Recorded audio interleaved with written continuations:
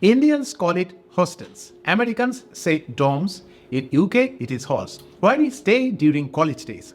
I spent nearly 12 years in hostels, a golden chapter of my life. But let's face it, during this time, both young women and their mothers often find themselves worrying about gynecological health, and rightly so.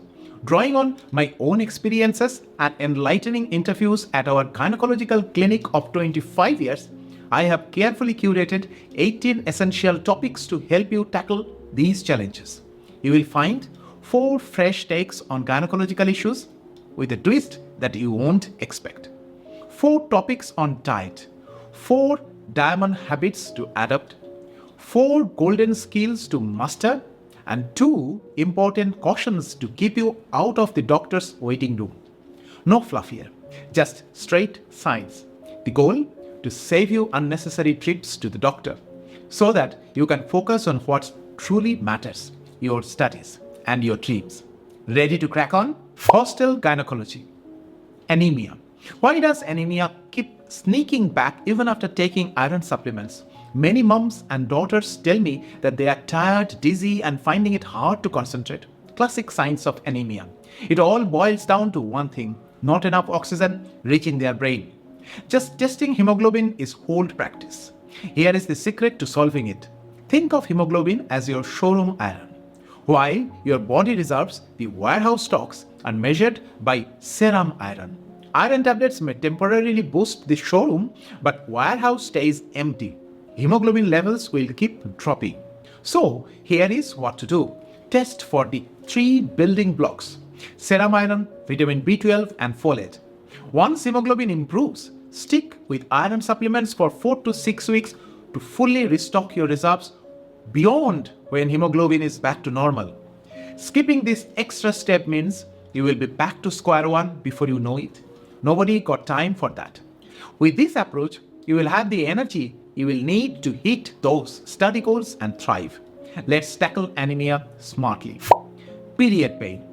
The not so glamorous dysmenorrhea nearly every young woman has been there. But rest assured, experiences period pain does not mean your future gynecological health is doomed. Sometimes you just need a little bit of help, and medications like paracetamol, trotaferin, mefenamic acid are commonly used and effective.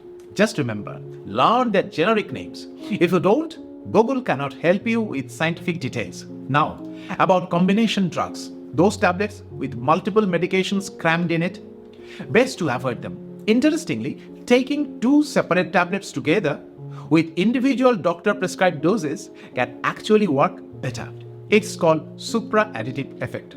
Chat with your doctor and plan your go-to medication before heading back to hostel. It is also important to observe your period pain patterns. There are 3 main types, and if the pain lingers even after your period ends, it is worth keeping an eye on. It might indicate future complications. Google primary dysmenorrhea and secondary dysmenorrhea to understand the difference. Want more details? Fill out the form below and we will send you a handy PDF packed with useful info. Period regularity. Many young women face irregular periods at this age, with one of the main culprits being PCOS or polycystic ovarian syndrome. To all the mums out there, discovering polycystic ovaries on ultrasound is not a reason to panic. It does not mean your daughter's chances of becoming mother are doomed. Let her focus on her studies and build her future at the hostel. There are many factors behind irregular periods: stress, changes in sleep pattern, diet struggles, and more. Fun fact: the pattern of periods is actually regulated by a tiny structure in the brain called the suprachiasmatic nucleus. For girls of this age, having 3 to 4 periods a year is perfectly fine. When your daughter is home for the holidays, consult a doctor for checkup if needed. Avoid rushing into hormonal medications to regulate periods unnecessarily, as most irregularities resolve on their own over time. HPV Vaccine. There is now a vaccine available to protect against cervical cancer caused by HPV. Ideally, get this sorted before heading off to the hostel for the first time.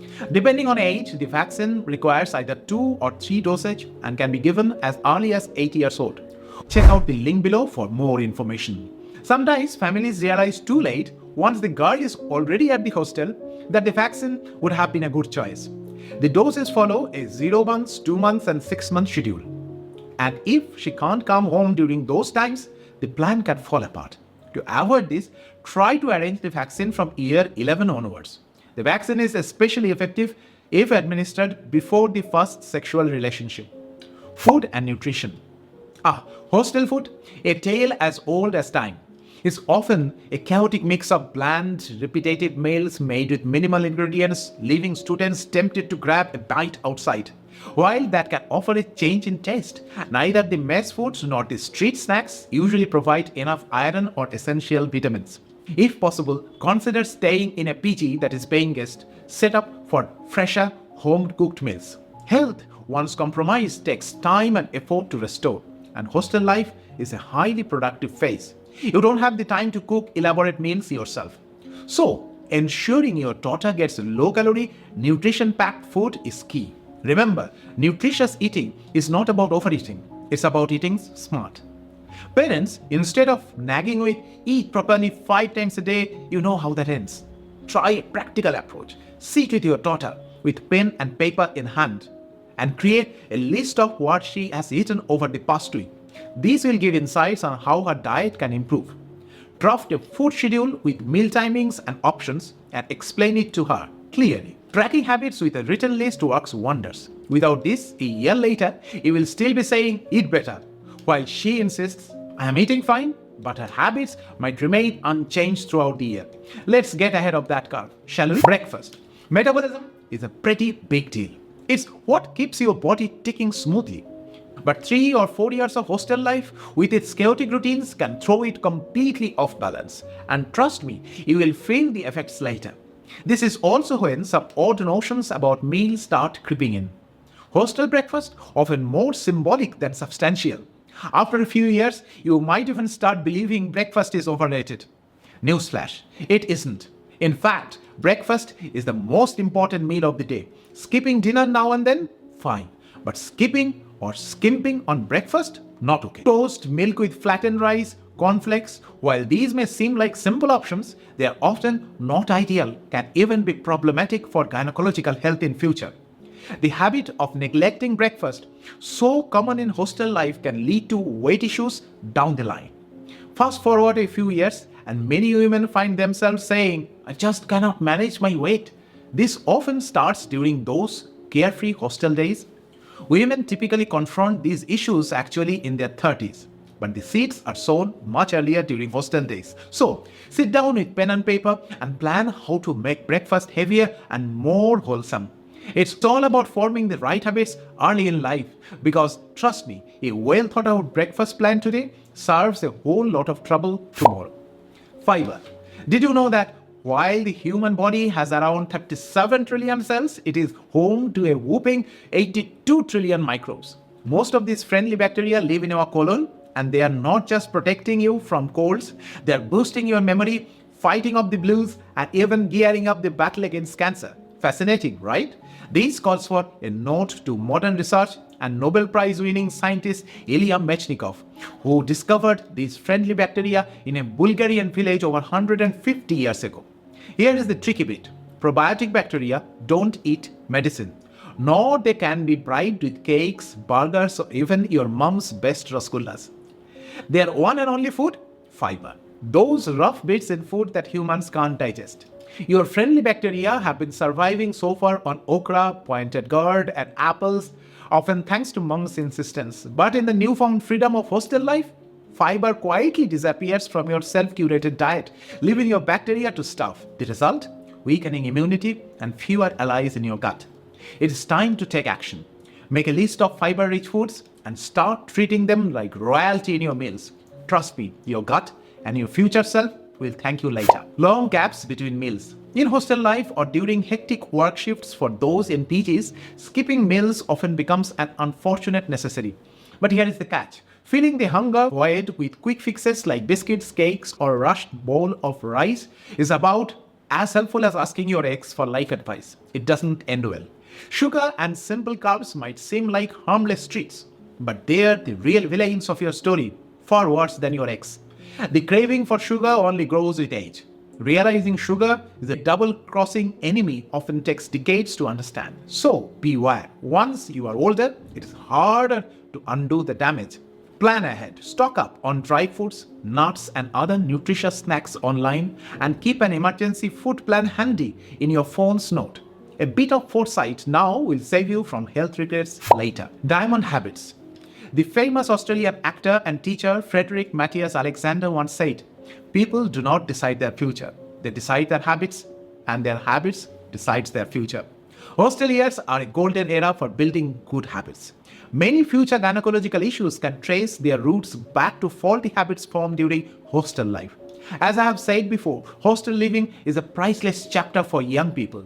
Having spent years in hostel myself, I truly believe it's almost impossible to grow into a well-rounded person without experiencing hostel life. That said, some bad habits formed during this time can quietly settle in and stay with us for life. So let's shape the right ones while we can. Sleep habits. I have been victim of this faulty habit myself. Staying up late to study. Hostel seniors often claim that night owls are the brightest and sleeping late is no problem. But let me tell you, that's a complete myth. Staying up late to study is usually a matter of convenience thanks to the evening chatter and chaos at hostel.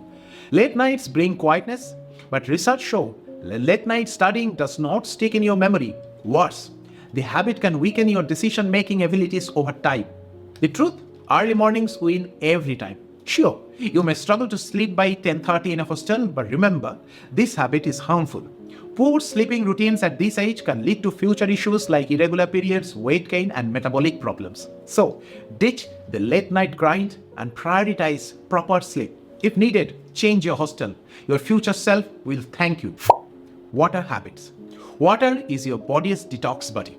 Pair it with proper meals and fiber and aim for at least 3 liters per day. Drinking water doesn't keep things moving, yes, you know what I mean. It also lifts your mood and curbs junk food cravings. Oh, and that headache after pizza night? Probably because you didn't drink enough water. Exercise habits. Hostel life often makes exercise a distant dream. No seniors seem to do it, so why bother, right? Wrong. Regular exercise is a must. Join the campus gym. Universities are practically showing off with them these days, or look for one nearby. Just remember to check its safety first. Whether you are skinny, super fit, or somewhere in between, consistent exercise sharpens your mind, boosts career opportunities, and improves mental health. Plus, employers love fit, energetic candidates. So get moving. Stable weight habit. In hostel life, some lose weight while others start piling on it. Remember, 20 years from now, you are likely to resemble your mom, so carrying around extra weight is no good. Obesity is a global issue, and it's wise to tackle it early. If you have gained weight, focus on portion control and regular exercise to get back on track. And for those who are slim, embrace it. Take pride in the fact that your health might outshine others in 15 years. But don't forget, even slim individuals need enough fiber, water, and consistent habit of exercise. Neglect those, and the pounds will creep on, leaving everyone impressed for a few years before the extra weight dims life spark. It's all about habits, building good ones now for a healthier, more vibrant future. Now, the golden skills. Failure. Taking care of your mental health is crucial. It directly impacts your gynecological health too. Many hostel students are high achievers, used to top marks and never failing. But hostel life often brings the first test of failure, be it in relationships or in exam. These can lead to self-doubt and, if unchecked, even depression, which takes a toll on your health eventually. Remember, those who failed multiple times during medical colleges went on to become brilliant doctors, not because they kept failing, but because they learned and adopted. I was talking about my medical college buddies. A few failures now won't define your future. They are just stepping stones. To keep your spirits high, jot down 3 good things in a diary each night. It's a simple habit that works wonders. Watch your 3 words for happiness video for more inspiration. Constant self-improvement. Mark Twain once said, "I've never let my schooling interfere with my education." Schools and colleges often condition us to be average or mediocre. Simply sticking to what's taught won't help you stand out. Employers hire their employees for skills but fire for poor emotional intelligence of the employees. Gone are the days when being a doctor, engineer, or researcher guaranteed a secure job.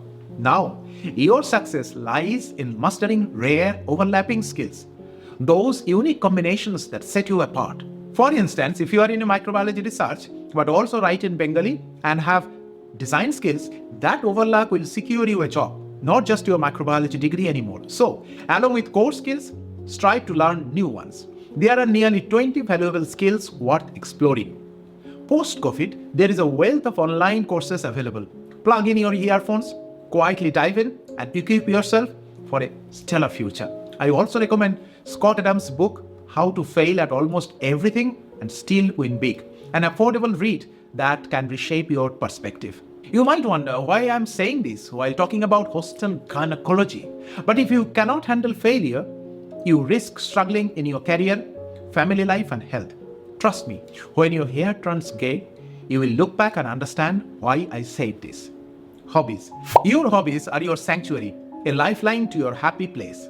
Create a purpose statement about who you want to be. I want to travel, I want to dress my best, or I want to inspire others. Write it down in your diary for those low moments. It will bring your spark back when you need it the most. Learn to embrace solitude in hostel life. It is not loneliness. It is practice for self-reliance. And ditch any worries about not having a boyfriend or enough friends. Instead, hold on to your hobbies, whether it's playing the guitar, reading, or painting. Trust me, these will be your greatest energy boosters even at 60. Empty nest syndrome. While you are enjoying hostel life, remember your parents may be struggling with empty nest syndrome. It can really take a toll on them, so never forget to call them daily.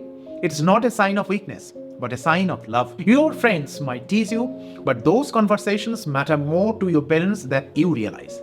This connection is crucial, not just for them, but for your own emotional well-being later too. Next, 2 cautionary notes. Junk food. Hostel life tempts you into frequent junk food binges. And yes, sometimes it feels necessary for survival. But follow these 2 simple principles. Eat half of what your friend is eating and drink 2 glasses of water before indulging. Remember, a moment on the lips, forever on the hips. So, enjoy in moderation. Smoking and alcohol. What starts as occasional indulgence can quickly become a damaging habit. Both smoking and alcohol leave long-term effects on your lungs and body, with no safe limit on alcohol as confirmed by WHO's latest findings. Stay mindful and prioritize your health. You will thank yourself later. That's all today. Have a healthy hostel life and have a great future ahead. All the best to you and your parents. See you soon with another research article.